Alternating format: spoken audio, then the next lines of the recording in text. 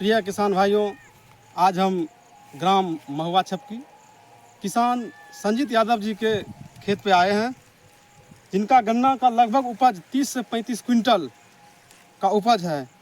इन्हें जो कहना है 18 वैरायटी हो या 38 हो, हम जो उपज करते हैं 30-35 क्विंटल के गन्ना के हिसाब से, और इनको क्षेत्र में भी जानकारी है, सभी किसान जानते हैं कि संजीत यादव का गन्ना 30-35 क्विंटल कट्ठा पर निकाल रहा है, लेकिन अन्य किसान इनके अपेक्षा नहीं निकाल पा रहे। आज हमसे इनसे ही बात करेंगे कि इसे यील्ड लेने के लिए कैसे दूसरा किसान चाहत बना रहे कि इनके जैसा में उपज करें। तो आज इनसे बात करते हैं और इनके खेत पर आकर आज संजीत यादव जी आपसे जो बात करते हैं, पूरा क्षेत्र में आपका नाम चल रहा है कि 35 से 40-30 क्विंटल का एवरेज आपका गन्ना है पूरा क्षेत्र में।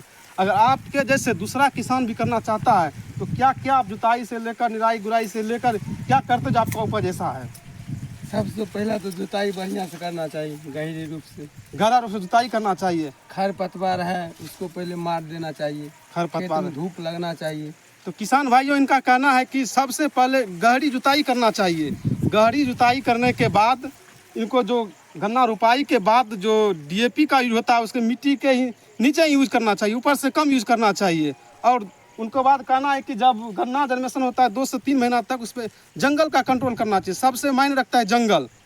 जंगल आप कंट्रोल कर सकते हैं तो आपका जो खाद डालते हैं इसमें पूरा ये आपका गन्ना ले सकता है। अगर आप जंगल पे कंट्रोल नहीं कर सकते हैं तो उनका आधा जो 70% यूज होता है खाद का, जो उर्वरक होता है, घास ही उसका ले लेते हैं। तो आप इनके जुताई निराई करने के बाद और इसके बाद कैसे देखते हैं इन फसल को?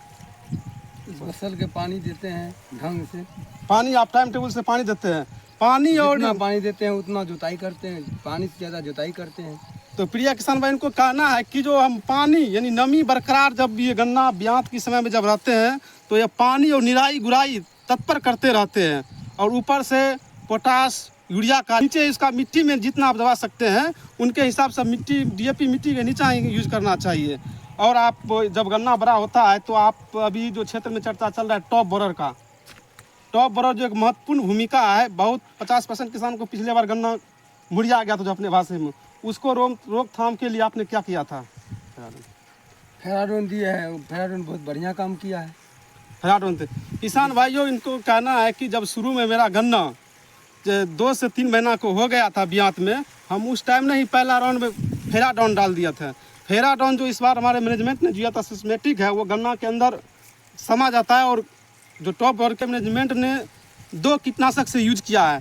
पहला फेराडोन डलवाए और उसके बाद कोराजन 2 से 3 महीना के बाद कोराजन डलवाए हैं अप्रैल मई में, जिससे कि टॉप बोरर पूरा कंट्रोल कर पाए। इसके लिए हम लोग पूरा तत्पर लगे हैं। आज इन्हें पूरे खेत में फेराडोन से लेकर कोराजन पड़ गया। जो गन्ना आपको सामने में पूरा लाइव है, इसमें कोई टॉप बोरर की शिकायत नहीं है, बीमारी का कोई शिकायत नहीं। तो आप अगले किसान से क्या कहना चाहते हैं? जो फेराडोन कोराजन डालें, फेराडोन कोराजन टाइम से डालें, बच्चियों में डालें। बच्चा बीमारी लगने के बाद कितनी दवाई देगा तो होने वाला नहीं है।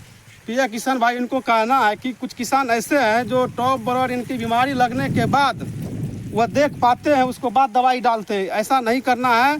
बीमारी लगने से पहले हमें दवाई का यूज करना चाहिए। क्या बस वही